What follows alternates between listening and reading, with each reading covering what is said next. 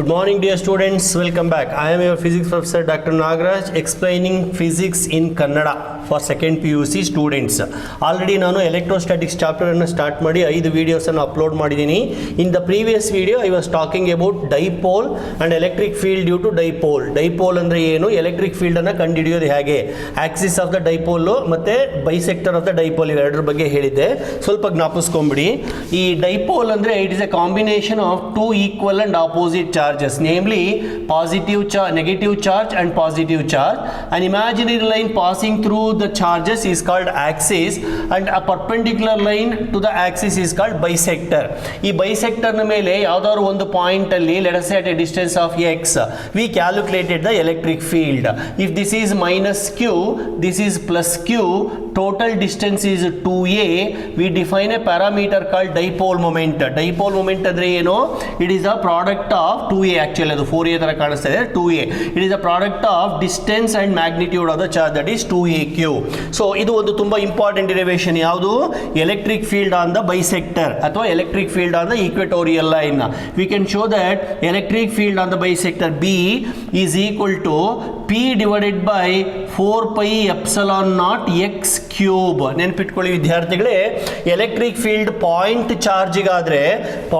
ಚಾರ್ಜಿಗಾದ್ರೆ it is E is equal to 1 by 4 pi epsilon naught q divided by r square. ಅಂದ್ರೆ electric field is inversely proportional to square of the distance. ಇದು point ಚಾರ್ಜಿಗಾದ್ರೆ. ಆದರೆ ನಾವಿಲ್ಲಿ dipole ಬಗ್ಗೆ ಚರ್ಚೆ ಮಾಡ್ತಾ ಇದ್ದೀವಿ. So according to this equation, electric field is inversely proportional to cube of the distance. ಅದು ಮ್ಯಾಗ್ನಿಟ್ಯೂಡ್ ಆಯಿತು. ಆಮೇಲೆ ಡೈರೆಕ್ಷನ್ ಬಗ್ಗೆ ಕೂಡ ಹೇಳಿದೆ, ಜಸ್ಟ್ ರಿವೈಸ್ ಮಾಡ್ತೀನಿ. ಈ ಎಲೆಕ್ಟ್ರಿಕ್ ಡೈಪೋಲಲ್ಲಿ ಒಂದು ಪ್ಯಾರಾಮೀಟರ್ ಇದೆ ಅಂತ ಹೇಳಿದೆ. ಏನಪ್ಪ ಅದು? Dipole moment. ಡೈಪೋಲ್ ಮೊಮೆಂಟ್ ಯಾವಾಗಲೂ ನೆಗೆಟಿವ್ ಚಾರ್ಜಿಂದ ಪಾಸಿಟಿವ್ ಚಾರ್ಜಿಗೆ ಇರುತ್ತೆ, ಈ ಥರ. ಓಕೆ, ಡೈಪೋಲ್ ಮೊಮೆಂಟ್ ತುಂಬ ಇಂಪಾರ್ಟೆಂಟ್, ಅದು ವೆಕ್ಟರ್ ಕ್ವಾಂಟಿಟಿ. ಈಗ ಎಲೆಕ್ಟ್ರಿಕ್ ಫೀಲ್ಡ್ ಬರೆಯೋದಾದರೆ, ಈ ಜಾಗದಲ್ಲಿ ಎಲೆಕ್ಟ್ರಿಕ್ ಫೀಲ್ಡ್ ಬರೆಯೋದಾದರೆ, that is on the bisector line, on the bisector line electric field ಬರೀರಿ ಅಂದರೆ ಯಾವ ಥರ ಬರೀತೀರಾ ಗೊತ್ತಾ ನೀವು? ಈ ಥರ ಬರೀತೀರಾ. ಇದು electric field on the bisector. ಗೊತ್ತಾಯ್ತಾ? ಸೊ ನೋಡಿ, ಇವೆರಡು ಯಾವ ತರ ಇದೆ? ಆಪೋಸಿಟ್ ಇದೆ. ಅಂದರೆ electric field on the bisector is opposite to the dipole moment. ಇದಿಷ್ಟು ನಾನು ಪ್ರೀವಿಯಸ್ ವಿಡಿಯೋದಲ್ಲೂ ಹೇಳಿದ್ದೀನಿ, ಸುಮ್ಮನೆ ರಿವೈಸ್ ಮಾಡಿದೆ ಅಷ್ಟೇ, just for the sake of continuity. ಆಯ್ತು, ಇವಾಗ ಬೈಸೆಕ್ಟರ್ ಆಯಿತು. ಆಕ್ಸಿಸಿನ ಮೇಲೆ ಕ್ಯಾಲ್ಕುಲೇಟ್ ಮಾಡಿ ಅಂತ ಕೊಡ್ತಾರೆ. ಕ್ಯಾಲ್ಕುಲೇಷನ್ ಡಿರೈವೇಶನ್ ಏನಿಲ್ಲ, just give the expression. Derivation ಬಂದು ಓನ್ಲಿ ಬೈಸೆಕ್ಟರ್ ಮಾತ್ರ. ಆಯ್ತಾ? ಆಕ್ಸಿಸಿನ ಮೇಲೆ what is the electric field ಅಂತ ಕೇಳಿದ್ರೆ ನೆನ್ಪಿಟ್ಕೊಳ್ಳಿ, V can show that on the Axis it is P divided by 2 pi epsilon naught x cube.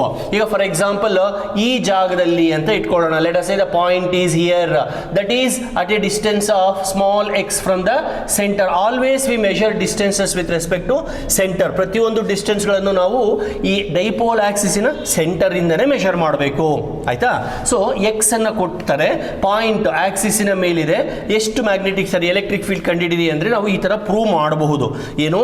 EA is equal to P divided by 2 pi epsilon naught x cube. Sir ಇದು magnitude ಆಯಿತು. Sir direction ಯಾಕೆ ಅಂತಂದರೆ electric field ನೀವೇ ಹೇಳಿದರೆ it is a vector quantity. What is the direction sir? Yes, it is a valid question. Direction ಯಾವ ಕಡೆಗೆ ಇರುತ್ತಪ್ಪ ಅಂತಂದರೆ, once again I take the dipole moment reference. ಡೈಪೋಲ್ ಮೊಮೆಂಟನ್ನೇ ನಾನು ರೆಫರೆನ್ಸ್ ಆಗಿ ಇಟ್ಕೋತೀನಿ.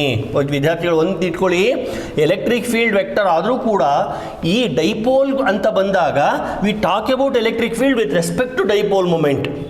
ಅದೇ ಡೈಪೋಲ್ ಕಡೆಗಿದೆಯಾ, ಡೈಪೋಲ್ಗೆ ಅಪೋಸಿಟ್ ಆಗಿದೆಯಾ, ಡೈಪೋಲ್ಗೆ ಪರ್ಪೆಂಡಿಕ್ಯುಲರ್ ಆಗಿದೆಯಾ, ಇವೆಲ್ಲ ನಾವು ಕನ್ಸಿಡರ್ ಮಾಡಬೇಕು. And we can show that in the case of ಆಕ್ಸಿಸಿನ ಮೇಲೆ electric dipole moment is along the dipole moment. Electric field is along the dipole moment. So ಅಂದರೆ ಬೈಸೆಕ್ಟರ್ನ ಮೇಲೆ ಆಪೋಸಿಟ್ ಇರುತ್ತೆ, ಆಕ್ಸಿಸಿನ ಮೇಲೆ ಹೀಗಿರುತ್ತೆ. ಡೈಪೋಲ್ ಯಾವ ಕಡೆಗಿರುತ್ತೋ ಆ ಕಡೆಗೆ ಇರುತ್ತೆ. So electric field is along the direction of P. So ಈ ಥರ ವೆಕ್ಟರ್ ಹಾಕ್ಬಿಟ್ರಿ ಅಂದರೆ you are talking about direction ಅಂತ ಅರ್ಥ. ಓಕೆ, ಸೊ ಈಗ ಸಮ್ಮರೈಸ್ ಮಾಡೋಣ. ಬೈಸೆಕ್ಟರ್ನ ಮೇಲೆ ಎಲೆಕ್ಟ್ರಿಕ್ ಫೀಲ್ಡ್ ಈಸ್ ಆಪೋಸಿಟ್, ಆಕ್ಸಿಸ್ನ ಮೇಲೆ electric field is along the dipole moment. ಅದು ಒಂದು ಪಾಯಿಂಟ್. ಎರಡನೇ ಪಾಯಿಂಟ್, ಮುಖ್ಯವಾದ ಪಾಯಿಂಟು. ಸುಮ್ಮನೆ ಗಮನಿಸ್ರಿ, ಇದೊಂದು ಈಕ್ವೇಷನು ಬೈಸೆಕ್ಟರು, ಇದೊಂದು equation axis. B for bisector, A for axis. Of course both are vector quantities only, ಆಯ್ತಾ? ಸೊ ಎಲ್ಲ ವೆಕ್ಟರ್ ಕ್ವಾಂಟಿಟಿಗಳೇ. ಸುಮ್ಮನೆ ಗಮನಿಸಿ, ಇದಕ್ಕೂ ಏನಾದ್ರು ಸಿಮಿಲಾರಿಟೀಸ್ ಇದೆಯಾ ಅಥವಾ ಡಿಫ್ರೆನ್ಸ್ ಇದೆಯಾ? ಅಲ್ಲೂ ಪಿ ಇದೆ, ಇಲ್ಲೂ ಪಿ ಇದೆ. ಅಲ್ಲೂ pi epsilon naught pi epsilon x cube. ಆದರೆ ಅಲ್ಲಿ 4 ಇದೆ, ಇಲ್ಲಿ 2 ಇದೆ. ಅಂದರೆ ಯಾವುದು ಜಾಸ್ತಿ? ಇದು ಜಾಸ್ತಿನಾ ಇದು ಜಾಸ್ತಿನಾ? ವಿದ್ಯಾರ್ಥಿಗಳೇ ಒಂದು ನೆನ್ಪಿಟ್ಕೊಳ್ಳಿ, ಡಿನಾಮಿನೇಟ್ರಲ್ಲಿ ನಂಬರ್ ಕಡಿಮೆ ಇತ್ತು ಅಂದರೆ ಓವರ್ ಆಲ್ ಆನ್ಸರ್ ಜಾಸ್ತಿ. ಅಂದರೆ ಈ A is greater than E B. ಇದು ಡಿವೈಡೆಡ್ ಬೈ 4, ಇದು ಡಿವೈಡೆಡ್ ಬೈ 2. ಅಂದರೆ ಈ ಎ ಆಕ್ಸಿಸ್ನ ಮೇಲೆ ಎಲೆಕ್ಟ್ರಿಕ್ ಫೀಲ್ಡು ಬೈಸೆಕ್ಟರ್ಗಿಂತ ಜಾಸ್ತಿ ಇರುತ್ತೆ. ಎಷ್ಟು ಜಾಸ್ತಿ ಇರುತ್ತೆ ಅಂದರೆ E A is 2 times E B. ನೋಡಿ, ಇದನ್ನು ನಾನು ಈ ಫಾರ್ಮುಲಾಗೆ ತರಬೇಕು ಅಂತಂದರೆ ಎರಡೂ ಕಡೆ 2 ಮತ್ತು 2 ಹಾಕಬೇಕಲ್ವ, ಡಿನಾಮಿನೇಟರ್ ಮತ್ತು ನ್ಯೂಮರೇಟ್ರಲ್ಲಿ. ಅವಾಗ 2 × 2 4 ಆಯಿತು. ಸೊ ಇದಿಷ್ಟನ್ನು ಸೇರಿ ನಾನು ಇ ಬಿ ಅಂತ ಬರೀಬಹುದು. ಅವಾಗ 2 × ಇ ಬಿ ಆಗುತ್ತೆ. ಕ್ಲಮ್ಸಿ ಆಗ್ತಾ ಇದೆ ಅನ್ಸುತ್ತೆ. I write it once again. So E A is equal to 2 times P divided by 4 pi epsilon naught x cube ಅಂತ ಬರೆದ್ರೆ 2 ಕ್ಯಾನ್ಸಲ್ ಆಗಿ ಅದೇ ಎಕ್ಸ್ಪ್ರೆಷನ್ನೇ ಬರುತ್ತೆ. ಅಂದರೆ ಆಕ್ಸಿಸ್ಸಿನ ಮೇಲೆ ಇರೋ ಫೀಲ್ಡು ಬೈಸೆಕ್ಟರ್ನ ಮೇಲೆ ಇರತಕ್ಕಂಥ ಫೀಲ್ಡ್ಗಿಂತ 2 ಪಟ್ಟು ಜಾಸ್ತಿ ಇರುತ್ತೆ. ಗೊತ್ತಾಯ್ತಾ? ಇದು ಮ್ಯಾಗ್ನಿಟ್ಯೂಡ್. ಡೈರೆಕ್ಷನ್ನು ಆಗಲೇ ಹೇಳಿದ್ದೀನಿ, ಬೈಸೆಕ್ಟರ್ನ ಮೇಲೆ ಹಿಂಗಿದ್ರೆ ಆಕ್ಸಿಸ್ಸಿನ ಮೇಲೆ ಹಿಂಗಿರುತ್ತೆ. ಒಂದು ವೇಳೆ ನಾನು ಡೈಪೋಲನ್ನೇ ಉಲ್ಟಾ ಮಾಡ್ತೀನಿ ಅಂದರೆ ಮೈನಸ್ ಇಲ್ಲೇ ಇರಬೇಕಂತೇನಿಲ್ಲ, ಮೈನಸ್ ಇಲ್ಲಿದ್ದು ಪ್ಲಸ್ ಇಲ್ಲಿತ್ತಪ್ಪ, ಅವಾಗ ಇದು ಆಕ್ಸಿಸ್ ಆಗುತ್ತೆ. Okay, dipole moment is now like this. This is your bisector, this is your Axis. Now on the bisector we have electric field like this, on the axis we have electric field like this. So this is EB. Okay, ಈ ಥರ ಇರುತ್ತೆ, ಇದು ಈ ಥರ ಇರುತ್ತೆ, E A. So E A ಮತ್ತು E B ಎರಡು opposite ಇರೋದ್ರಿಂದ ನಾನಿಲ್ಲಿ ಮೈನಸ್ ಸೈನನ್ನು ಬರೀಬಹುದು. ಗೊತ್ತಾಯ್ತಾ ವಿದ್ಯಾರ್ಥಿಗಳೇ? ಅಂದರೆ ಡೈಪೋಲ್ ಮೊಮೆಂಟಲ್ಲಿ ಎಲೆಕ್ಟ್ರಿಕ್ ಫೀಲ್ಡು ಬೈಸೆಕ್ಟರ್ ಮೇಲೂ ಆಕ್ಸಿಸ್ ಮೇಲೂ ಸೇಮ್ ಇರೋದಿಲ್ಲ. ಬೈಸೆಕ್ಟರ್ ಮೇಲೆ ಎಷ್ಟಿರುತ್ತೋ ಅದರ ಡಬ್ಬಲ್ಲು ಆಕ್ಸಿಸ್ಸಿನ ಮೇಲೆ ಇರುತ್ತೆ. ಆಮೇಲೆ ಡೈರೆಕ್ಷನ್ನು ಅಷ್ಟೇ, ಬೈಸೆಕ್ಟರ್ನ ಮೇಲೆ ಏನು ಡೈರೆಕ್ಷನ್ ಇರುತ್ತೋ ಅದರ ಆಪೋಸಿಟ್ಟು ಆಕ್ಸಿಸ್ಸಿನ ಮೇಲೆ ಇರುತ್ತೆ ಅಂತ ಹೇಳಲಿಕ್ಕೋಸ್ಕರ ಇಷ್ಟೆಲ್ಲ ಡಿಸ್ಕಸ್ ಮಾಡಿದ್ದೀನಿ. ಸೊ ಇವೆಲ್ಲ ಸಿ ಇ ಟಿನಲ್ಲಿ ಬರುವಂಥ ಪಾಯಿಂಟ್ಗಳು. ಸೊ ಈ ಈಕ್ವೇಷನನ್ನು ನೆನಪಿಟ್ಕೊಳ್ಳಿ. ಸರಿ ಸರ್, ನೀವು ಬೈಸೆಕ್ಟರ್ ಹೇಳಿದ್ರಿ, ಆಕ್ಸಿಸ್ ಹೇಳಿದ್ರಿ, ಬೇರೆ ಯಾವುದಾದ್ರೂ ಒಂದು ಆರ್ಬಿಟ್ರರಿ ಪಾಯಿಂಟ್. ಇವಾಗ ಇದು dipole. Once again I will go back to my original diagram only. This is my negative charge, this is my positive charge. Okay, instead of taking the field here that is on the bisector or taking the field here that is on the axis, I will consider a point somewhere here. Now what to do? Very simple. Now also you have to draw a line which joins the axis at the center. Correct center hatra join ಆಗಂಗಿರಬೇಕು. ಈ distance ಅನ್ನು ನಾನು x ಅಂತ ಕರಿಬೇಕು.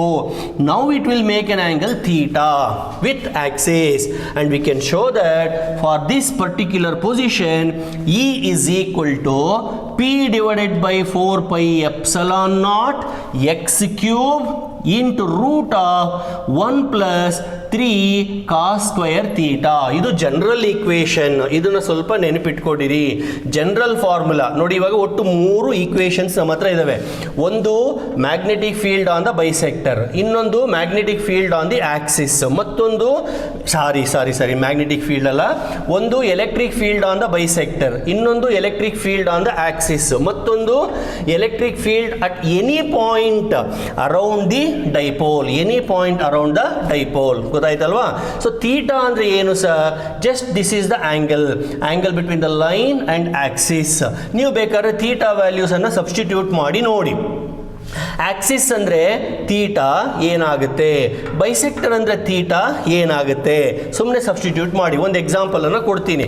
ಬೇಕಾದ್ರೆ bisector ಮೇಲೆ ತಗೋತೀರಾ ಅಂದ್ಕೊಂಡ್ರೆ ಇದು theta ಆಗುತ್ತೆ, ಅಂದರೆ ಥೀಟಾ 90 ಡಿಗ್ರಿ ಆಗುತ್ತೆ. ಥೀಟಾ 90 ಡಿಗ್ರಿ ಆಯಿತು ಅಂತಂದರೆ E is equal to P divided by 4 pi epsilon naught x ಕ್ಯೂಬೇ ಬರುತ್ತೆ. ಹೆಂಗೆ sir 4 pi epsilon naught x cube ಹೆಂಗೆ ಬರುತ್ತೆ ಸರ್? ನೋಡ್ರಪ್ಪ, ಇಲ್ಲಿ ಥೀಟಾಗೆ 90 ಹಾಕಿ 90 ಡಿಗ್ರಿ ಹಾಕಿದಾಗ cos 90 0 ಆಗುತ್ತೆ. 0 plus 1 ಅಂದರೆ 1 ಆಯಿತು. root 1 is nothing but 1. So this whole thing is multiplied by 1. So we have the same equation. So much about dipole, electric field due to dipole on the bisector, on the axis, at any other point. So I have explained not only magnitude, even directions also. So summary ಏನಪ್ಪಾ ಅಂದರೆ ಬೈಸೆಕ್ಟರ್ನ ಮೇಲೆ ಕಡಿಮೆ field ಇರುತ್ತೆ, ಆಕ್ಸಿಸಿನ ಮೇಲೆ ಜಾಸ್ತಿ field ಇರುತ್ತೆ. So bisector ಇಂದ ಆಕ್ಸಿಸ್ ಕಡೆಗೆ ಹೋದ್ರೆ ಫೀಲ್ಡ್ ಜಾಸ್ತಿ, ಆಕ್ಸಿಸ್ ಇಂದ ಬೈಸೆಕ್ಟರ್ ಕಡೆಗೆ ಹೋದ್ರೆ ಫೀಲ್ಡ್ ಕಡಿಮೆ. ಓಕೆ, ಇಷ್ಟು ಹೇಳಿದ ಮೇಲೆ ನಾವು let us proceed further with the next concept. Next concept ಏನು? ಈಗ ಈ ಡೈಪೋಲನ್ನು ನಾವು ತಗೊಂಡಿದ್ದೀವಿ, ಇದಕ್ಕೆ ಎಲೆಕ್ಟ್ರಿಕ್ ಫೀಲ್ಡ್ ಏನೇನು ಬರುತ್ತೆ ಅಂತ ತಿಳ್ಕೊಂಡಿದ್ದೀವಿ. ನಾನೀಗ ಈ ಡೈಪೋಲನ್ನು ತಗೊಂಡು ಎಲೆಕ್ಟ್ರಿಕ್ ಫೀಲ್ಡಲ್ಲಿ ಇಟ್ಬಿಡ್ತೀನಿ.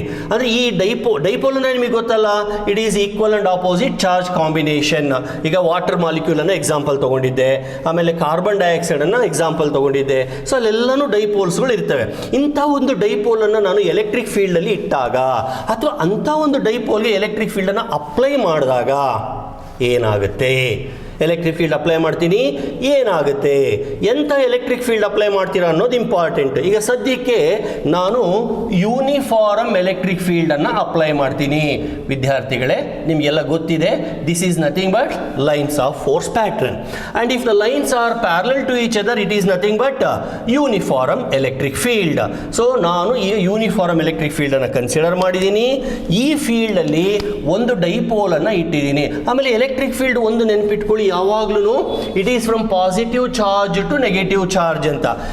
Lines are diverging from positive converging towards negative.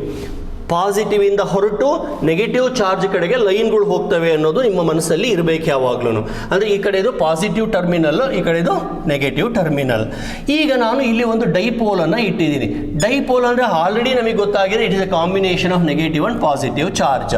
So ಈಗ ಒಂದು ಡೈಪೋಲನ್ನು ಈ ಥರ ಸೊಟ್ಟ ಇಟ್ಟಿದ್ದೀನಿ, ಕರೆಕ್ಟಾಗಿ ಇಟ್ಟಿಲ್ಲ, ಸ್ವಲ್ಪ ನೋಡ್ರಿ, ಇದೇ ಡೈಪೋಲ್ ಅಂದ್ಕೊಳ್ಳಿ. ಈ ಡೈಪೋಲನ್ನು ನಾನು ಆಯಿತಾ ಹೀಗೆ ಅಲೈನ್ ಮಾಡಿದ್ದೀನಿ. This end is negative, that end is positive, and this dipole is making an angle of theta with the electric field. And what is the dipole moment direction? It is in this direction. This is the dipole moment direction. Now what will happen? Follow carefully. This is positive end of the battery, this is negative end of the battery. Positive is very near to the negative charge of the dipole. So between these two, what type of force you are expecting? Sir, it is attraction. So ಅಂದರೆ ಈ negative charge ಈ ಕಡೆ attract ಆಯಿತು. And between these two, what type of force you are expecting? Sir, it is also attraction. ಅಂದರೆ ಸ್ವಲ್ಪ careful ಆಗಿ ಗಮನಿಸಿ, ನಾನು ಹೀಗೆ ಇಟ್ಟಂಥ ಡೈಪೋಲನ್ನು ಈ ಕಡೆಯಿಂದ ಒಬ್ರು ಎಳಿತಿದ್ದಾರೆ, ಅಂದರೆ ಈ ಪಾಸಿಟಿವ್ ಟರ್ಮಿನಲ್ ಎಳಿತಾ ಇದೆ, ಆ ಕಡೆಯಿಂದ ಒಬ್ರು ಎಳಿತಿದ್ದಾರೆ. As a result the dipole will rotate. So ಹಿಂಗಿದ್ದಂಥ ಡೈಪೋಲ್ ಹಿಂಗೆ ರೊಟೇಟ್ ಆಗುತ್ತೆ. So you know, in first PUC you already studied about the torque. Torque ಅಂದರೆ ಏನು? ಈಕ್ವಲ್ ಅಂಡ್ ಅಪೋಸ್, ಕಪಲ್ ಜ್ಞಾಪಿಸ್ಕೊಳ್ಳಿ. Two equal and opposite forces acting at different position. ಇಲ್ಲೊಂದು act ಮಾಡಿದ್ರೆ ಏನಾಗುತ್ತೆ? ತಿರುಗುತ್ತೆ. Car steering ಇಲ್ಲಿ ಹಿಂಗೆ ಎಳಿತೀರಾ, ಇಲ್ಲಿ ಹಿಂಗೆ ತಳ್ತಿದ್ದೀರಾ, ಸ್ಟೇರಿಂಗ್ ಏನಾಗುತ್ತೆ? ತಿರುಗುತ್ತೆ. ಬೈಕ್ ಹ್ಯಾಂಡಲ್ ಈ ಕಡೆಯಿಂದ ಮತ್ತು ಈ ಕಡೆಯಿಂದ, ಸೈಕಲ್ ಪೆಡಲ್ ಒಂದು ಕಡೆ ಹಿಂಗೆ ತಳ್ತೀರಾ, ಇನ್ನೊಂದು ಕಡೆ ಹಿಂಗೆ ಲಿಫ್ಟ್ ಮಾಡ್ತೀರಾ. ಸೊ ಎಲ್ಲೆಲ್ಲಿ ಎರಡು ಆಪೋಸಿಟ್ ಫೋರ್ಸ್ಗಳು ಆ್ಯಕ್ಟ್ ಮಾಡ್ತಾವೋ ಅಲ್ಲೆಲ್ಲ ರೊಟೇಷನಲ್ ಮೋಷನ್ ಇರುತ್ತೆ. So this is not an exception. ಇಲ್ಲೂ ಕೂಡ ರೊಟೇಷನಲ್ ಮೋಷನ್ ಬರಲೇಬೇಕು. ಅಂದರೆ when dipole is placed in uniform electric field, it will experience rotation. So rotation ಅಂದರೆ ನಾವೇನು ಹೇಳ್ತೀವಿ, ಅದನ್ನು ಟಾರ್ಕ್ ಅಂತ ಕರಿತೀವಿ. So torque is given by, we can show that torque is equal to PE sin theta. P ಅಂದರೆ ಏನು? Dipole moment. E ಅಂದರೆ ಏನು? Electric field. ಥೀಟಾ ಆಲ್ರೆಡಿ ಹೇಳಿದ್ದೀನಿ, it is angle between dipole moment direction, electric field direction. ಮತ್ತು ವಿದ್ಯಾರ್ಥಿಗಳು ಇದನ್ನು ನಾವು P cross E ಅಂದರೆ ಕ್ರಾಸ್ ಪ್ರಾಡಕ್ಟ್ ಅಂತ ಕೂಡ ಬರೀಬಹುದು. ಕ್ರಾಸ್ ಪ್ರಾಡಕ್ಟ್, ಡಾಟ್ ಪ್ರಾಡಕ್ಟ್ ಅಥವಾ ವೆಕ್ಟರ್ ಪ್ರಾಡಕ್ಟ್, ಸ್ಕೇಲರ್ ಪ್ರಾಡಕ್ಟ್ ಇವೆಲ್ಲ ಕಲ್ತಿದ್ದೀರಾ ಫಸ್ಟ್ PUCನಲ್ಲಿ. ಅವನು ಹಂಗೆ ರಿಕಾಲ್ ಮಾಡ್ಕೊಳ್ಳಿ. Okay, so what happens if a dipole is placed in external uniform electric field? Answer, it will experience a torque. Give the expression for torque, it is tau is equal to P E sine theta. Torque ಹೆಂಗೆ ಬಂತು ಅನ್ನೋದು ನಿಮ್ಮ ಮನಸ್ಸಲ್ಲಿರಬೇಕು. ಹೆಂಗೆ? Positive terminal of the battery attract negative charge, negative terminal will attract the positive charge, as a result the whole dipole will rotate ಅಷ್ಟೇನೆ.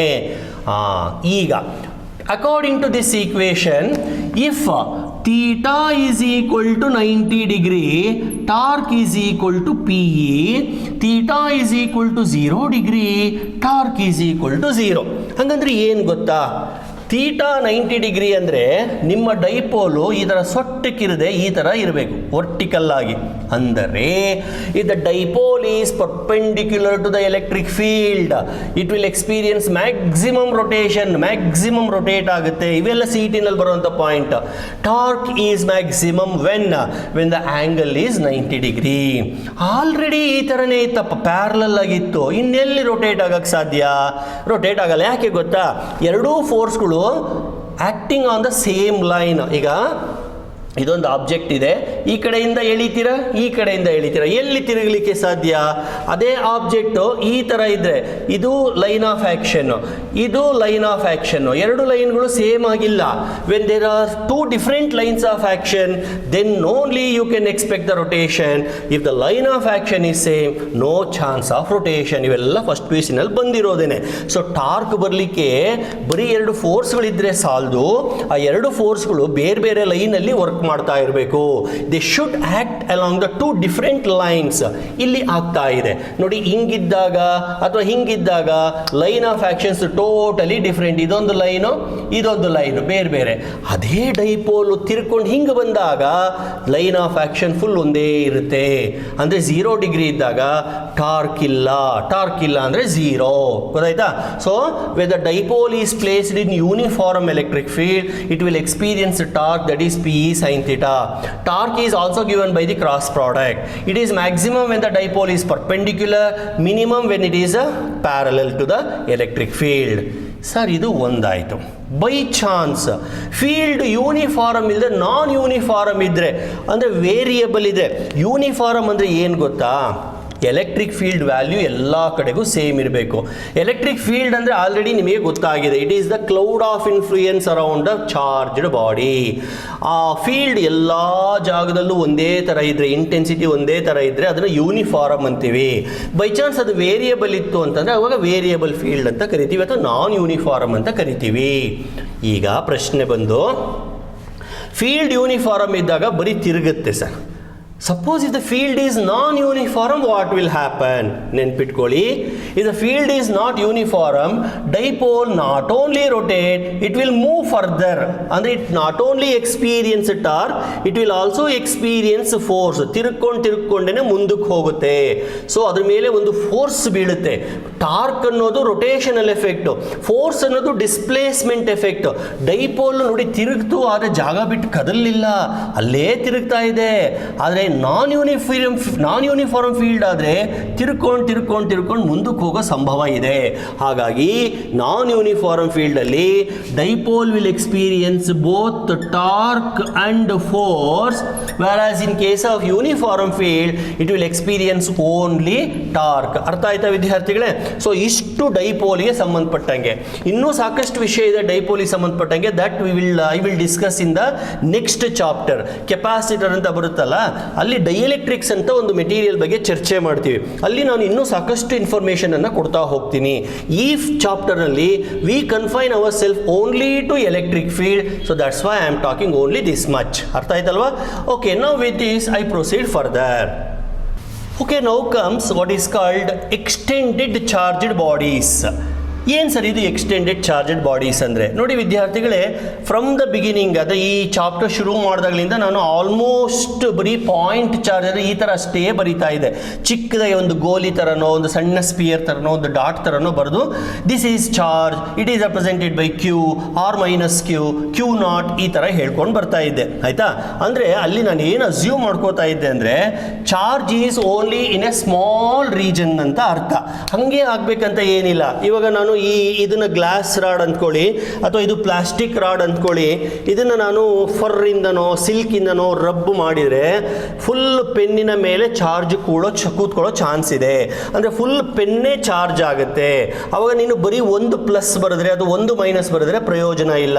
ಅಥವಾ ಇಷ್ಟು ದಪ್ಪ ಸ್ಪಿಯರನ್ನು ತಗೊಂಡು ಫುಲ್ ರಬ್ ಮಾಡಿದರೆ ಸ್ಪಿಯರ್ ಫುಲ್ ಚಾರ್ಜ್ ಆಗೋ ಚಾನ್ಸ್ ಇದೆ. ಅಥವಾ I can deposit charge on this entire surface. ಅಂದರೆ ಚಾರ್ಜ್ ಒಂದು ಕಡೆ ಲೋಕಲೈಸ್ ಆಗದೆ ತುಂಬ over very long distance or over wide area over wide volume distribute ಆದರೆ ಅಂಥ ಚಾರ್ಜ್ಡ್ ಬಾಡೀಸನ್ನು ನಾವು ಎಕ್ಸ್ಟೆಂಡೆಡ್ ಚಾರ್ಜ್ಡ್ ಬಾಡೀಸ್ ಅಂತ ಕರಿತೀವಿ. ಇಷ್ಟೊತ್ತು ನಮಗೆ ಅನುಕೂಲ ಆಗಲಿ, ಸಿಂಪಲ್ ಆಗಿರಲಿ ಎಕ್ಸ್ಪ್ಲನೇಷನ್ಗೆ ಅಂತ ಹೇಳಿ ಚಾರ್ಜನ್ನು ಒಂದು ಜಾಗದಲ್ಲಿ ಕಾನ್ಸಂಟ್ರೇಟ್ ಆಗಿದೆ ಅಂತ ಬರೀತಾ ಇದ್ವಿ. ಹಾಗೇ ಆಗಬೇಕಂತೇನಿಲ್ಲ. ಈಗ ಹೇಳ್ದಂಗೆ ಒಂದು ಗ್ಲಾಸ್ ರಾಡನ್ನು ತಗೊಂಡಾಗ ಗ್ಲಾಸ್ ರಾಡಿನ ಮೇಲೆ full length and breadth charge spread ಆಗಿರಬಹುದು. ಅವಾಗ ಅದನ್ನು ನಾವು ಪಾಯಿಂಟ್ ಚಾರ್ಜ್ ಅಂತ ಕರೆಯಂಗಿಲ್ಲ. ಅಥವಾ ಒಂದು ಶೀಟನ್ನು ತಗೊಂಡ್ರೆ ಶೀಟಿನ ಮೇಲೆ ಫುಲ್ ಚಾರ್ಜ್ ಸ್ಪ್ರೆಡ್ ಆಗಿರ್ಬೋದು. ಬರೀ ಪ್ಲಸ್ಸೇ ಅಂತ ಅಲ್ಲ, ಮೈನಸ್ ಕೂಡ ಬರೀಬಹುದು. ನಾನು ಪ್ಲಸ್ ಬರೆದ್ರೆ ಅದೊಂಥರ ಕಾಣಿಸುತ್ತೆ ನೀಟಾಗಿ ಅಂತ ಬರಿತಾ ಇದ್ದೀನಿ ಅಷ್ಟೇ, ಮೈನಸ್ಸು ಇರಬಹುದು. ಅಥವಾ ಒಂದು ಫುಲ್ ಸ್ಪಿಯರನ್ನು ತಗೊಂಡ್ರೆ ಸ್ಪಿಯರ್ನ ಮೇಲೆ ಫುಲ್ ಚಾರ್ಜಸ್ಸೇ ಕೂತಿರಬಹುದು, ಎಲ್ಲ ಕಡೆಗೂ ಕೂತಿರಬಹುದು. ಆಯಿತಾ? ಸೊ ಇಂಥ ಕೇಸಲ್ಲಿ ನಾವು ಅದನ್ನು ಎಕ್ಸ್ಟೆಂಡೆಡ್ ಚಾರ್ಜ್ಡ್ ಬಾಡಿ ಅಂತ ಕರಿತೀವಿ. ಹಾಗೆ ಬರೆದಾಗ ಟೋಟಲ್ ಚಾರ್ಜ್ ಕ್ಯೂವೇ ಇರುತ್ತೆ. ಟೋಟಲ್ ಚಾರ್ಜ್ ಕ್ಯೂನೇ ಇದ್ದರೂ ಕೂಡ ನಾವು ಅದನ್ನು ಕ್ಯೂ ಅಂತ ಬರೆಯೋದಿಲ್ಲ. ಅಂದರೆ ನಾವು ಇಂಡಿವಿಜುವಲ್ ಆಗಿ ಚಾರ್ಜ್ ಮ್ಯಾಗ್ನಿಟ್ಯೂಡನ್ನು ಕನ್ಸಿಡರ್ ಮಾಡಬಾರ್ದು. ಮಾಡಿದರೆ ನಿಮಗೆ ಏನು ಬೆನಿಫಿಟ್ ಆಗೋದಿಲ್ಲ. ಅಂದರೆ ಏನು ಸರ್ ಬೆನಿಫಿಟ್ಟು ಅಂದರೆ ಇದರ ಎಲೆಕ್ಟ್ರಿಕ್ ಫೀಲ್ಡನ್ನು ಕಂಡುಹಿಡಿಯೋದಕ್ಕಾಗಲಿ ಅಥವಾ ಇದರಿಂದ ಬರೋ ಫೋರ್ಸನ್ನು ಕಂಡುಹಿಡಿಯಲಿಕ್ಕಾಗಲಿ ನಮಗೆ ಅಷ್ಟೊಂದು ಯೂಸ್ ಆಗೋದಿಲ್ಲ. If you write only magnitude of the charge. Instead of that, what we do, we consider charge over a small length. ಒಂದು ಪರ್ಟಿಕ್ಯುಲರ್ ಲೆಂತ್ ಅಲ್ಲಿ ಚಾರ್ಜ್ ಅನ್ನು ತಗೋತೀವಿ, ಅಥವಾ over a small particular area ತಗೋತೀವಿ, or over a small particular volume ಅನ್ನು ತಗೋತೀವಿ. ಆಯ್ತಾ? ತಗೊಂಡ್ಬಿಟ್ಟು ಚಾರ್ಜ್ ಅನ್ನು ಬರಿತೀವಿ. ಆಮೇಲೆ ಒಂದು ಅಸಂಪ್ಷನ್ ಏನಪ್ಪ ಅಂದರೆ ಈ ಪರ್ಟಿಕ್ಯುಲರ್ ರೀಜನ್ನಲ್ಲಿ ಎಷ್ಟು ಚಾರ್ಜಸ್ ಇದೆಯೋ ಅಷ್ಟೇ ಡಿಸ್ಟೆನ್ಸನ್ನು ಬೇರೆ ಇನ್ನೆಲ್ಲೇ ತಗೊಂಡ್ರು ಕೂಡ ಅಷ್ಟೇ ಚಾರ್ಜ್ ಇರುತ್ತೆ ಅಂತ ಅಸ್ಯೂಮ್ ಮಾಡ್ಕೋತೀವಿ. ಸಪೋಸ್ ಇಲ್ಲಿ ಡಿ ಎಲ್ ಅನ್ನೋ ಲೆಂತಲ್ಲಿ ಲೆಟ್ ಅಸ್ ಎ 10 ಕೂಲಂಬ್ ಇದೆ ಅಂದ್ಕೊಂಡ್ರೆ ನೆಕ್ಸ್ಟ್ ಡಿ ಎಲ್ ಲೆಂತಲ್ಲೂ 10 ಕೂಲಂಬೆ ಇದೆ ಅಂತ ಅಸ್ಯೂಮ್ ಮಾಡ್ಕೊತೀವಿ. ಅಂದರೆ ಚಾರ್ಜ್ ಈಸ್ ಯೂನಿಫಾರ್ಮ್ಲಿ ಡಿಸ್ಟ್ರಿಬ್ಯೂಟೆಡ್ ಅಂತ. ಹಾಗೇನೆ ಇಲ್ಲಿ ಕೂಡ ಇದು 1 ಸೆಂಟಿಮೀಟರ್ ಸ್ಕ್ವೇರ್ನಲ್ಲಿ 1 ಕೂಲಂಬ್ ಇದೆ ಅಂದರೆ ನೆಕ್ಸ್ಟ್ ಇನ್ನೆಲ್ಲೇ ನೀವು 1 ಸೆಂಟಿಮೀಟರ್ ಸ್ಕ್ವೇರ್ ತಗೊಂಡ್ರು ಕೂಡ ಅಲ್ಲಿ 1 ಕೂಲಂಬೆ ಇದೆ ಅಂತ ಅಸ್ಯೂಮ್ ಮಾಡ್ಕೋಬೇಕು. ಇದು ಯೂನಿಫಾರ್ಮ್ ಚಾರ್ಜ್ ಡಿಸ್ಟ್ರಿಬ್ಯೂಷನ್. ಮಕ್ಕಳೇ, ಎಲ್ಲ ಕಡೆಗೂ ಯೂನಿಫಾರ್ಮೇ ಇರಬೇಕಂತೇನಿಲ್ಲ. ನಾನ್ ಯೂನಿಫಾರ್ಮ್ ಡಿಸ್ಟ್ರಿಬ್ಯೂಷನ್ ಇದೆ, ಅಲ್ಲೂ ಕೂಡ ನಾವು ಬರೀಬಹುದು. ಅದಕ್ಕೆ ಬೇರೆ ಮೆಥಡ್ ಇದೆ. ಬಟ್ ನಮ್ಮ PUC ಲೆವೆಲ್ಗೆ ಇಷ್ಟು ಸಾಕು. ಯೂನಿಫಾರ್ಮ್ ಡಿಸ್ಟ್ರಿಬ್ಯೂಷನ್ ಅಂತ ತಿಳ್ಕೊಂಡು ನಾವು ಒಂದೆರಡು ಈಕ್ವೇಷನ್ ಅನ್ನು ಬರಿತೀವಿ ಇವಾಗ. So in the case of extended charged body there is uniform distribution of charge along the length, along the area, along the volume. ಅರ್ಥ ಆಯ್ತಲ್ವಾ? ಈಗ ಇಲ್ಲಿ ಇಂಡಿವಿಜುವಲ್ ಚಾರ್ಜ್ ಬರಿದೆ, ಚಾರ್ಜ್ ಡೆನ್ಸಿಟಿ ಅಂತ ಬರಿತೀವಿ. ಇಲ್ಲಿ ಬಂದರೆ ಅದು ಲೀನಿಯರ್ ಚಾರ್ಜ್ ಡೆನ್ಸಿಟಿ ಅಂತ. ಡೆನ್ಸಿಟಿ ಅಂದ ತಕ್ಷಣಕ್ಕೆ ನಮ್ಮ ಮನಸ್ಸಿಗೆ ಬರುತ್ತೆ ಮಾಸ್ ಬೈ ವಾಲ್ಯೂಮ್ ಅಂತ. ವಿದ್ಯಾರ್ಥಿಗಳೇ, ಅದು ಬರೀ ಮಾಸ್ಗೆ ಸಂಬಂಧಪಟ್ಟಂಗೆ. ಇಲ್ಲಿ ನಾನು ಬರೀತಿರೋದು ಚಾರ್ಜ್ ಡೆನ್ಸಿಟಿ. ಚಾರ್ಜ್ನಲ್ಲೇ 3 ಥರ ಚಾರ್ಜ್ ಡೆನ್ಸಿಟಿ ಇದೆ. ಒಂದು ಲೀನಿಯರ್ ಚಾರ್ಜ್ ಡೆನ್ಸಿಟಿ, ಇನ್ನೊಂದು surface charge density, surface charge density, ಇನ್ನೊಂದು volume charge density, volume charge density. Okay ಬರ್ತೀವಿ. ಈಗ ಇಲ್ಲಿಗೆ ಲೀನಿಯರ್ ಚಾರ್ಜ್ ಡೆನ್ಸಿಟಿಗೆ ಬರೋಣ. It is represented by lambda and it is defined as magnitude of charge divided by length. So ಇಲ್ಲಿ ಏನೋ ತಗೊಂಡಲ್ಲ 10 ಕೂಲಂಬು DL ಅಂತ. DL ಅಂದರೆ 1 ಸೆಂಟಿಮೀಟರ್ ಇರ್ಬೋದು, 1 ಮೀಟರ್ ಇರ್ಬೋದು, ಅಥವಾ ಫುಲ್ ಲೆಂತೇ ತಗೋಬಹುದು ನೀವು. ಸ್ಮಾಲ್ ಡಿಸ್ಟೆನ್ಸ್ ಆದರೆ DQ, okay, over DL. Full length ಆದರೆ Q ಡಿವೈಡೆಡ್ ಬೈ L. ಹೆಂಗೆ ಬರೆದ್ರು ನಡೀತದೆ. ಒಟ್ಟಾರೆ it is charge divided by length, that is nothing but charge density, and the charge density SI unit is coulomb per meter. Coulomb per meter, centimeter ಅಂದ್ಕೋಬೇಡಿ, coulomb per meter. ಹಾಗಾದ್ರೆ ಈ ಫಾರ್ಮುಲಾದಿಂದ charge ಅನ್ನ ಕಂಡುಹಿಡಿಯಬಹುದಾ sir? S, ಕಂಡುಹಿಡಿಯಬಹುದು. Okay, I right Q divided by L only I write, then it is Q is equal to lambda L ಆಗುತ್ತೆ. Or you can even write dq is equal to lambda dl ಆಗುತ್ತೆ. ಅಂದ್ರೆ extended bodies ಅಲ್ಲಿ ನಾವು charge ನ ಸುಮ್ಮನೆ Q ಅಂತ ಬರೆದು ಬಿಟ್ರೆ ಸಾಲದು, ಕ್ಯೂ ನ ಜೊತೆಗೆ ಈ ಹೊಸ ಪ್ಯಾರಾಮೀಟರ್ ನ ಮೆನ್ಷನ್ ಮಾಡಬೇಕು, ಅಂದ್ರೆ ಚಾರ್ಜ್ ಡೆನ್ಸಿಟಿಯನ್ನ ಮೆನ್ಷನ್ ಮಾಡಬೇಕು. ಆಮೇಲೆ if you are talking about only linear charge, ಉದ್ದಕ್ಕೆ ಲೈನ್ ತರ ಇದ್ರೆ ಅದನ್ನ ನಾವು ಲೀನಿಯರ್ ಚಾರ್ಜ್ ಅಂತೀವಿ, ಅವಾಗ ಅದರ ಲೆಂತ್ ಅನ್ನ ಮೆನ್ಷನ್ ಮಾಡಬೇಕು. ಅರ್ಥ ಆಗ್ತಾ ಇದೆಯಾ ಮಕ್ಕಳೇ? ಓಕೆ, ಇಲ್ಲಿಗೆ ಬರೋಣ. ಸರ್ಫೇಸ್ ಚಾರ್ಜ್ಗೆ ಡೆನ್ಸಿಟಿಗೆ ಸಿಗ್ಮಾ ಅನ್ನೋ ಲೆಟರ್ ಅನ್ನು ಯೂಸ್ ಮಾಡ್ತೀವಿ. It is also magnitude of charge divided by length ಅಲ್ಲ, ಇವಾಗ ಸರ್ಫೇಸ್ ಏರಿಯಾ ds ಅಂತ ಬರೀಬೇಕು. ಆಯ್ತಾ? ಹಾಗಾದ್ರೆ ಕ್ಯೂ ಅನ್ನ ಹೆಂಗ್ ಕಂಡುಹಿಡಿತೀರಾ? Q is equal to sigma into ds ಆಗುತ್ತೆ. ಓಕೆನಾ? ಫೈನಲಿ ವಾಲ್ಯೂಮ್ ಚಾರ್ಜ್ ಡೆನ್ಸಿಟಿ ಬರಿತೀನಿ. It is represented by V, capital V. ಬೇರೆ ಬೇರೆ ಬುಕ್ಕಲ್ಲಿ ಬೇರೆ ಬೇರೆ ಸಿಂಬಲ್ ಯೂಸ್ ಮಾಡ್ತಾರೆ. I am going according to NCERT book notations. V is equal to charge divided by volume. ಸಣ್ಣದೊಂದು ವಾಲ್ಯೂಮ್ ತಗೊಂಡಿದ್ದೀನಿ ಅಂತ ಅರ್ಥ. ಅಲ್ಲಿಗೆ Q is equal to V into dV.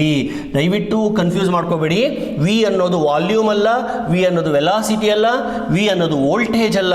ಇಲ್ಲಿ V ಅನ್ನೋದು ವಾಲ್ಯೂಮ್ ಚಾರ್ಜ್ ಡೆನ್ಸಿಟಿ. ಇದು ಫಿಸಿಕ್ಸ್ ಅಲ್ಲಿ ಆಗುತ್ತೆ. ಒಂದೇ ಲೆಟರ್ ಅನ್ನ ಸುಮಾರು ಫಿಸಿಕಲ್ ಕ್ವಾಂಟಿಟೀಸ್ ಯೂಸ್ ಮಾಡ್ತಾ ಇರ್ತೀವಿ. ಎಫ್ ಅನ್ನೋದು ಫ್ರೀಕ್ವೆನ್ಸಿಗೂ ಯೂಸ್ ಮಾಡ್ತೀವಿ, ಫೋರ್ಸ್ಗೂ ಯೂಸ್ ಮಾಡ್ತೀವಿ. ಹಾಗೆ ಸೊ ಆ ಕಂಟೆಕ್ಸ್ಟಲ್ಲಿ, ಆ ಸಿಚುವೇಶನ್ನಲ್ಲಿ, ಆ ಸನ್ನಿವೇಶದಲ್ಲಿ ಅದರ ಮೀನಿಂಗ್ ಏನು ಅನ್ನೋದು ನಮಗೆ ಗೊತ್ತಿರಬೇಕು. ಸೊ ಈಗ ನಾನು ಸದ್ಯಕ್ಕೆ ಏನು ಹೇಳ್ತಾ ಇದ್ದೀನಿ, ಚಾರ್ಜ್ಡ್ ಬಾಡೀಸಲ್ಲಿ ಬೇರೆ ಬೇರೆ ಥರ ಇದೆ. ಒಂದೇ ಕಡೆ ಕಾನ್ಸಂಟ್ರೇಟ್ ಆಗಿ, ಅಂದರೆ ಸೈಜ್ ಮುಖ್ಯ ಅಲ್ಲ ಅಲ್ಲಿ, ಅದು ಓನ್ಲಿ ಕಾನ್ಸಂಟ್ರೇಟೆಡ್ ರೀಜನ್ ಆಗಿದ್ರೆ ಅದನ್ನು ಪಾಯಿಂಟ್ ಚಾರ್ಜ್ ಅಂತ ಕರಿತೀವಿ. ಆಯಿತಾ? ಆ ಚಾರ್ಜು ಲೆಂತಿನ ಮೇಲೆಯೋ ಸರ್ಫೇಸಿನ ಮೇಲೆಯೋ, ಇವಾಗಲೇ ತೋರಿಸಿನಲ್ಲ, ಇಲ್ಲೆಲ್ಲ ಕಡೆಗೂ ಚಾರ್ಜಸ್ ಇದೆ ಅಂದ್ಕೊಳ್ಳಿ. I cannot take it as a point charge, I have to take it as a distribution of charge. And distribution ಅಂತ ಬಂದಾಗ ಅದು ಯೂನಿಫಾರ್ಮ್ ಆಗೂ ಆಗಿರ್ಬೋದು, ನಾನ್ ಯೂನಿಫಾರ್ಮ್ ಆಗೂ ಆಗಿರ್ಬೋದು. ಬಟ್ ಈ ಎಲ್ಲ ಚರ್ಚೆಗಳಲ್ಲಿ ಯೂನಿಫಾರ್ಮೇ ತಗೊಳ್ತಾ ಇದ್ದೀನಿ. ನೋಡಿ, ನಾನ್ ಯೂನಿಫಾರ್ಮ್ಗೂ ಒಂದು ಡಯಾಗ್ರಾಮನ್ನು ಬರೆದು ಬಿಡ್ತೀನಿ. ಇಲ್ಲಿ ತುಂಬ ಜಾಸ್ತಿ ಚಾರ್ಜಸ್ ಇದೆ, ಇಲ್ಲೆಲ್ಲ ಜಾಸ್ತಿ ಚಾರ್ಜಸ್ ಇದೆ, ಇಲ್ಲಿ ವಿರಳವಾಗಿದೆ, ಮತ್ತು ಇಲ್ಲಿ ತುಂಬ ಜಾಸ್ತಿ ಚಾರ್ಜಸ್ ಇದೆ. ನೋಡಿದರೆ ಗೊತ್ತಾಗ್ಬಿಡುತ್ತೆ ಚಾರ್ಜ್ ಯೂನಿಫಾರ್ಮ್ ಡಿಸ್ಟ್ರಿಬ್ಯೂಟ್ ಆಗಿಲ್ಲ. ಬಿಗಿನಿಂಗಲ್ಲೆಲ್ಲ ಥಿಕ್ ಆಗಿದೆ, ಇಲ್ಲೆಲ್ಲ ಥಿನ್ ಆಗಿದೆ ಅಂತ ಅನ್ಸೋದಿಲ್ವಾ? ಅದೇ ಒಂದು ರಾಡನ್ನು ತಗೋತೀನಿ. ಬಿಗಿನಿಂಗಲ್ಲಿ ತುಂಬ ಚಾರ್ಜಸ್ ಇದೆ, ಬರ್ತಾ ಬರ್ತಾ ಬರ್ತಾ ಚಾರ್ಜಸ್ ಎಲ್ಲ ಸ್ಕ್ಯಾಂಟಿ ಆಗಿದೆ, ಅಂದರೆ ತುಂಬ ಡಿಸ್ಟ್ರಿಬ್ಯೂಷನ್ ವಿರಳವಾಗಿದೆ, ಥಿನ್ ಆಗಿದೆ ಅಂತ, ಆಮೇಲೆ ಮತ್ತೆ ಜಾಸ್ತಿ ಆಗಿದೆ. ಇದನ್ನು ನಾನ್ ಯೂನಿಫಾರ್ಮ್ ಡಿಸ್ಟ್ರಿಬ್ಯೂಷನ್ ಅಂತ ಕರಿತೀವಿ. ಎಸ್ಪೆಷಲಿ ಈ ಆಬ್ಜೆಕ್ಟಿನ ಮೇಲೆ ಏನಾದರೂ ಒಂದು ಸ್ವಲ್ಪ ಶಾರ್ಪ್ ಎಡ್ಜಸ್ ಏನಾದರೂ ಇತ್ತು ಅಂತಂದರೆ ಆ ಶಾರ್ಪ್ ಎಡ್ಜಸ್ಸಲ್ಲಿ ಜಾಸ್ತಿ ಚಾರ್ಜಸ್ ಇರುತ್ತೆ. ಇದನ್ನು ನಾನು ಇನ್ನೊಂದ್ಸತಿ ಹೇಳ್ತೀನಿ ಆಮೇಲೆ. ಸೊ ಇದು ನಾನ್ ಯೂನಿಫಾರ್ಮ್ ಡಿಸ್ಟ್ರಿಬ್ಯೂಷನ್. ಬಟ್ ನನ್ನ ಡಿಸ್ಕಷನಲ್ಲಿ ನಾನ್ ಯೂನಿಫಾರ್ಮ್ ಇಲ್ಲ, ಯೂನಿಫಾರ್ಮ್ ಅಷ್ಟೇ ಇರೋದು. ಯೂನಿಫಾರ್ಮ್ ಡಿಸ್ಟ್ರಿಬ್ಯೂಷನ್ ಅಂತ ಬಂದಾಗ we have three parameters: linear charge density, surface charge density, volume charge density. Dear students, please remember these equations. Linear charge density is nothing but Q divided by L. It is defined as charge divided by length. SI unit is coulomb per meter. Surface density is charge by area. Its SI unit is coulomb per meter square. Volume density is charge by volume. Its SI unit is coulomb per meter cube. ಅರ್ಥ ಆಯ್ತಾ? So linear charge ಅಂತ ಬಂದಾಗ we find the charge using this formula. Surface charge distribution ಬಂದಾಗ, sheet ತರ ಬಂದಾಗ ಈ formula, ಅದೇ spear ಅಂತ ಬಂದಾಗ ಈ ಫಾರ್ಮುಲಾನ ಉಪಯೋಗಿಸ್ತೀವಿ. ಸೊ ಈ ಮೂರು ಈಕ್ವೇಷನ್ಸ್ ನಮಗೆ ಬಹಳ ಮುಖ್ಯ. ಯಾಕೆ ಅಂದರೆ ನೆಕ್ಸ್ಟ್ ವಿಡಿಯೋದಲ್ಲಿ ನಾನು ಗಾಸ್ ಥಿಯರಮ್ ಅನ್ನು ಚರ್ಚೆ ಮಾಡ್ತೀನಿ. ಗಾಸ್ ಥಿಯರಮ್ ಅನ್ನು ಉಪಯೋಗಿಸ್ಕೊಂಡು ಕೆಲವೊಂದು ಡಿರೈವೇಷನ್ಸ್ ಅನ್ನು ಮಾಡ್ತೀನಿ. ಆ ದೃಷ್ಟಿಯಿಂದ ಈ ಈಕ್ವೇಷನ್ಸ್ ಬಹಳ ಮುಖ್ಯ. ಸೊ ಈ ವಿಡಿಯೋದಲ್ಲಿ ನಾನು ಇಷ್ಟೊತ್ತು ಡೈಪೋಲಿಗೆ ಸಂಬಂಧಪಟ್ಟಂಗೆ ಒಂದು ಸ್ವಲ್ಪ ಇನ್ಫಾರ್ಮೇಷನ್ ಮತ್ತು extended bodies, extended charged bodies ಬಗ್ಗೆ ಒಂದು ಸ್ವಲ್ಪ ಇನ್ಫಾರ್ಮೇಷನ್ ಅನ್ನು ಕೊಟ್ಟಿದ್ದೀನಿ. ನೀವು ಇವತ್ತಿನ ವಿಡಿಯೋದಲ್ಲಿ ನಿಮಗೆ 4 marks 5 marks ಬರುವಂಥದ್ದು ಯಾವುದೂ ಇಲ್ಲ. 2 marks ಅಥವಾ 3 marks you can certainly expect, but numerical problems you can expect. ಅರ್ಥ ಆಯ್ತಲ್ವಾ? ಸೊ ನನ್ನ ಚಾನಲ್ಗೆ ಸಬ್ಸ್ಕ್ರೈಬ್ ಆಗಿ ಸ್ವಲ್ಪ ಚಾಪ್ಟರ್ಸ್ನ ನೋಡಿ ಕಾಮೆಂಟ್ಸನ್ನು ಮಾಡಿ. ಆಮೇಲೆ ನಿಮ್ಗೆ ಏನಾದರೂ ಬೇರೆ ಹೊಸ ಥರ ಬೇಕು ಅಂತಂದರೆ ದಯವಿಟ್ಟು ನನಗೆ ಕಮ್ಯುನಿಕೇಟ್ ಮಾಡಿ. I will try to implement it. Thank you very much.